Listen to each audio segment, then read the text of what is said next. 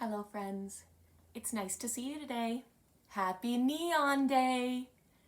Well, in honor of this special many-colored day, I thought we should read a book about the inventors of brand new neon colors. This is about the boys, Bob and Joe Switzer, and how they invented fluorescent colors. Fluorescent is another word for really bright or neon. So we're going to go ahead and read this, and hopefully it shows up, but on some of the pages, I'm going to be shining a special light over the book so that you can see what happens with fluorescent colors under a UV light. This book is written by Barton, and the pictures are by Tony Persiani.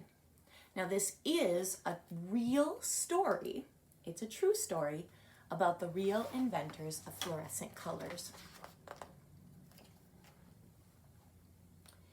Even if they had wanted to, the Egyptians couldn't have painted their pyramids a green that glowed in the desert sun.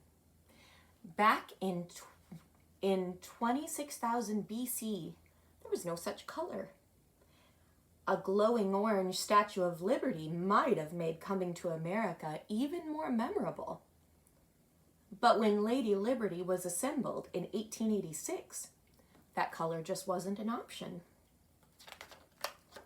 And in 1920, if young Bob and Joe Switzer had thought their family's Montana cottage would look better with a yellow glow, they would have been out of luck too. But not for long. After all, it was the Switzer brothers themselves who would soon bring those eye-popping yellows, oranges, and greens into the world. It would just take a few bright ideas. The Switzer brothers' illuminating tale begins with Bob, born in 1914. From early on, Bob loved to work. Can you believe it? He earned money shoveling snow, picking beets, and using a souped-up Model T Ford to round up wild horses. That's a type of car. Bob wasn't just a worker, he was a planner too. One summer, he saved his money to pay for a ride in the open cockpit of a stunt plane in the fair in Billings. Joe, younger by 15 months, exerted himself a lot less than his older brother. Practicing magic tricks was more his speed. With his knack for sleight of hand, he made metal rings and playing cards seem to disappear and reappear. Joe also had a problem-solving streak. His dad had kidney trouble and a bad back. So Joe rigged up a mirror, allowing Mr. Switzer to lie down at the back of his drugstore and still watch for customers coming through the front door. A long drought brought hard times to Montana, so in 1931, the family moved to Berkeley, California, where Mr. Switzer had bought a pharmacy. In Berkeley, Joe began wowing crowds with magic shows at school and church. His act included a kind of illusion called black art. Black art involved an object painted half black and half white that seemed to float and then disappear when held and turned under a white spotlight in front of a black background. It was a nifty trick. Joe wished he could make it even better. While Joe was set on showbiz, Bob wanted to be a doctor. Doctors made good money, he reckoned, and like pharmacists, they helped people be healthy. After graduating from high school in 1932, Bob won a scholarship to a university near home. In 1933, Bob took a summer job inspecting railroad cars at a gigantic pickle and ketchup factory. One day, when Bob was climbing into a car full of ketchup bottles, the barricade he was standing on collapsed. Bob fell about 12 feet and hit his head on the concrete loading dock. The fall gave Bob seizures and double vision. It damaged his memory and ended his plan to become a doctor. Bob had to spend several months at home healing in the darkened basement. Joe was down there too, but for a different reason. He was in the dark so he could think about light. Joe had read in popular science about ultraviolet lamps, sort of like this flashlight. They're also called black lights, and they made certain objects glow in the dark. Joe knew this glow, called fluorescence, could jazz up his magic act. The dim basement where Bob was stuck recovering seemed like the perfect place to experiment. Bob was eager to help. Together, the brothers built their own ultraviolet lamp. One night, they took it to their dad's drugstore. In the darkened storeroom, they aimed the light at the bottles and boxes on the shelf. There in the dark, the chemical-stained label on a bottle of eye wash emitted a yellow glow. Do you guys see it too? Right here. That glow lit up the Switzers' imagination. They brought home lots of books from the library and began learning how to use different chemicals to make glow-in-the-dark paints. In regular light, they looked plain, but under the ultraviolet light, they radiated bright, attention-getting colors. Do you see them? Bob thought they could use the paint for more than just Joe's magic act. They could sell it for use in store window displays and make a little money to help cover Bob's medical bills. Bob and Joe scrounged around the university and other local labs for additional fluorescent materials. When they got a hold of some, say uranium or anthracene, they ground them with their father's mortar and pestle. Then they secretly used their mother's new kitchen mixer to combine the powders with alcohol, shellac, or other ingredients. The results? Splattering, gooey, glowing paints. And once, when Mrs. Switzer surprised them before they could clean all the paint out of the mixer, a very peculiar-looking angel food cake. But Bob and Joe had a bigger problem. The sun. The effect of ultraviolet light was impossible to see in daylight. Plus, the sunlight faded the paint so they wouldn't glow at night either. So much for Joe and Bob using their paints in store windows. While they were wrong about that idea, Joe was right about how fluorescence could boost his magic act. In his Balinese dancer illusion, a woman wore fluorescent painted paper costume. When she danced on stage, lit by only an ultraviolet lamp, Joe, there he is, unseen by the audience, yanked off her headdress. The dancer went one way, and her head went the other. It was a gruesome effect, but it won first prize at a magician's convention and made the newspaper. Word got around, and soon Joe and Bob had lots of customers. The Warfield Theater bought fluorescent costumes that made chorus girls look like dancing skeletons. The toy department at Hale Brothers featured a glow-in-the-dark Christmas display. Spiritualists used the brothers' paint to trick customers into thinking they were seeing ghosts.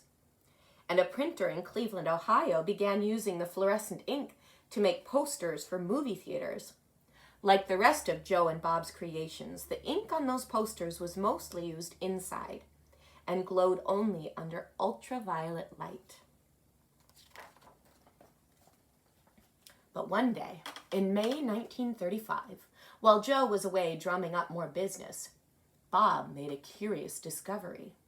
He dipped some silk fabric samples in a boiling combination of alcohol and fluorescent dye.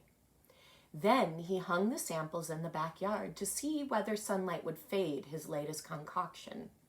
A little while later, Bob was in the front yard when something caught his eye. Even at a distance and in the ordinary daylight, he could see that the fabric in the backyard was glowing. See how I don't even need to shine my light on it? What had caused this? Was it the alcohol, the dye, The boiling? The silk? Bob didn't know. And with a million things on their minds, he and Joe didn't have time to figure out the answer. Not right then, anyway. That's what it looks like under the light. Even brighter, right? Soon, the brothers decided to focus on their big customers back east and leave Berkeley behind.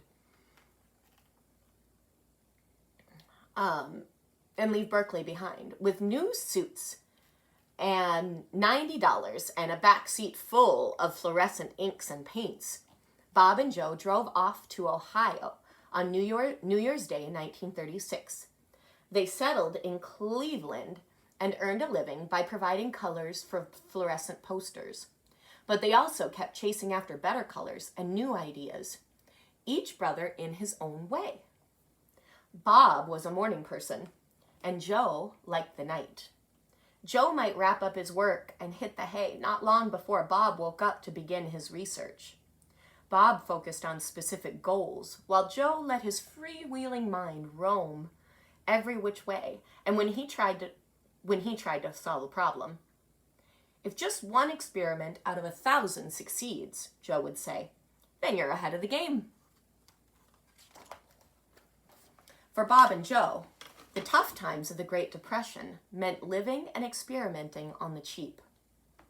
When Bob got married in 1936, his wife moved into the apartment the brothers were sharing. Patricia let Bob borrow her shiny satin wedding dress, and that was the last time she saw it in one piece. Uh-oh, looks like he cut it up. After Joe got married in 1938, he and his wife, Elise, moved into a rundown old farmhouse so he would have room for his own laboratory.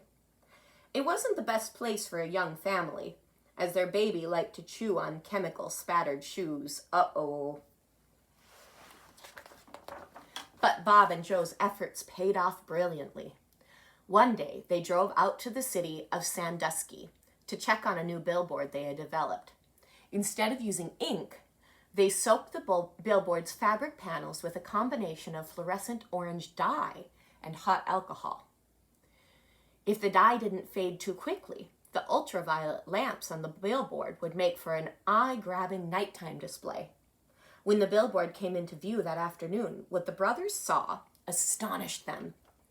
For more than a mile away, it looked like the billboard was on fire. When they got up close, the Switzers didn't find any flames. Instead, they discovered something even more exciting. It was just like those silk samples Bob had seen in his backyard in Berkeley. Even without the ultraviolet light on, the billboard was glowing bright orange in the setting sun. Ooh, look at it under the ultraviolet light, though. Even more glowing, right? By accident, Joe and Bob invented a totally new color. To their amazement, it glowed in both daylight and ultraviolet light. They called this new color fire orange, and Joe used their newfound know-how to create other colors, glowing reds, yellows, and greens, and more. Meanwhile, Bob looked for ways these Day-Glo colors could be used. World War II provided lots of them. Day-Glo fabric panels were used to send signals to the ground that could be seen by an airplane 10,000 feet in the air. Survivors of disasters at sea used the panels in lifeboats to improve their chances of getting rescued because they could be seen better. Day-Glo buoys marked areas in the water that had been cleared of floating explosives called mines. Aircraft carriers clad in Day-Glo suits lit by ultraviolet lamps guided planes to nighttime landings. In small but certain ways, the Switzers' inventions helped the United States and its allies win the war. After the war, Bob and Joe's colors made them rich. Day-Glo began to brighten everyday life back home. The colors made their way onto gas station signs and detergent boxes, traffic cones, and magazine covers, including Joe's old favorite, Popular Science. There it is. Artist Andy Warhol used them in his famous paintings. From life jackets to dump trucks, golf balls to goalposts, hula hoops to hunting vests, Joe and Bob's creations kept glowing and glowing. When they were growing up, Bob and Joe Switzer wanted different things. Bob wanted to make his fortune by becoming a doctor, and Joe wanted to make his mark on the world through magic. At first, it may seem that neither brother ended up where he wanted to be, but in that darkened basement, the Switzer brothers began to look at the world in a different light. One brother wanted to save lives. The other brother wanted to dazzle crowds. With Day-Glo, they did both.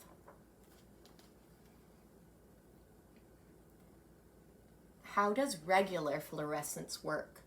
Sunlight is made up of colors ranging from red to violet, purple. These colors continue to make white light. When white light hits an object, some of its colors are absorbed and some are reflected. In the case of an orange, the color orange is reflected, and that's the color people see. When white light doesn't travel alone though, sunlight also carries invisible ultraviolet energy. The ultraviolet lamps that Joe Switzer read about in Popular Science uses dark purple filters that hold back most of the white light and allow the invisible energy to pass through. Instead of merely absorbing or reflecting ultraviolet, lots of minerals, chemicals, and other substances absorb this invisible energy and then release some of it as various colors of visible light, colors that glow in the dark. The glowing effect is called fluorescence, and it's not visible in daylight. See? That's because regular reflected colors overpower the fluorescent ones. Daylight fluorescence works a little differently. With daylight fluorescent colors, such as those sold under the Day-Glo name, white light boosts the fluorescence instead of overpowering it. Just like an ordinary orange object, Bob and Joe Switzer's Sandusky billboard reflected the orange portion of the daylight and absorbed all the other parts, including ultraviolet energy. But the particular combination of dye and resin in the billboard's panels released some of the absorbed daylight as additional orange light. Because the released light was the same color as the reflected light, the billboard gave off a lot more orange light than ordinary orange object. That's what made it glow. Pretty neat, huh? Now, you'll notice behind me, I have a couple of paintings that Mr. Kolazar and I have done. One cool thing we noticed is we both used some neon colors in the paintings. I'm going to take each one down and show you in the regular light, and then I'm going to show you each one using this handy flashlight, the ultraviolet light. But to make it work best, I'm going to have to show you in the dark. I also thought it'd be fun to show a couple of rocks and other treasures that we have on our secret fluorescent shelf. So this one is one that Mr. Kolazar made. Pretty cool, huh? It's got a lot of rainbow colors kind of drip down.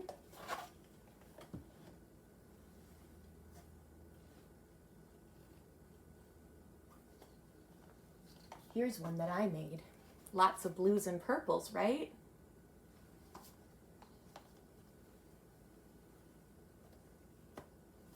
This one you can see has a lot of neon, so it'll be really neat under the black light. And finally this one, which I was really sad it turned out so gray when I finished it. But then when we were playing around with the black light the other day, we noticed how bright it could be under the right light. All right, I'm going to be back in just a moment to show you a couple rocks and a special surprise. See you soon. Hello friends, I'm back to show you some awesome rocks and to show my paintings one more time. So here are what the rocks look, just regular, under normal white light. They're still pretty cool, but remember they have a special surprise. Now, one more neat thing is that in nature, some animals have special fluorescent qualities. And what those qualities mean, danger, stay away. One of those is a scorpion. Do you see the scorpion there? Don't worry, guys, he's not alive anymore. Now, scorpions have sometimes a special fluorescence, and a lot of animals can see fluorescence without the UV light. They can see it just plain. So a lot of animals, when they see that bright UV light shown scorpion, they know, stay away. All right, so now I'm going to turn out the lights, and I'm going to shine my black light on each of these objects, and then you can see how that looks in the black light. Hello, friends, I'm back, and as you can see, we are in the dark. Mr. Kolazar is going to help me shine the light so you can see what the paintings and the rocks and the scorpion look like under the black light, the ultraviolet light. Are you ready? So I'm going to start with the first painting. Look at how it immediately lights up with that awesome, all those bright colors. That's what ultraviolet light shows. Should we look at the next one? There we go. Remember that one was the one that was super purple. And then this one, look at that. That was mostly blue in the other light. And now look at all the oranges and greens come out. And then the next one, remember that one was super gray? But under the light, look at all the oranges and greens that were hiding, huh? Pretty cool, huh? All right, now we're going to look at some of the rocks. If you look closely, there we go. Let's do one rock at a time. There we go. See the yellow one? That one was kind of just gray in the regular light, wasn't it? And the two next to it, you can see one is purple and one is super blue. And if you move over a little further, look at those green ones. And there's another green one, but it has a little orange on it too. That means it's a couple different rocks put together. And there's a pink one. That one was just clear in the regular light. Another blue and a green. And there's the red one. Do you see how it's showing up in bright red? Now, are you ready for the scorpion? This one's extra cool. There it is. So remember, like I said, some animals and insects actually see ultraviolet light that we can't see normally. Pretty nifty, right? Well, if you have an ultraviolet light at home, maybe it's time for you to try out and shine the light on different things at your home and see if anything is fun. Just remember that just like flashlights, you don't want to shine this in your eyes. It's a lot stronger of a light and it can really, really hurt you. Have fun, and I'll see you soon.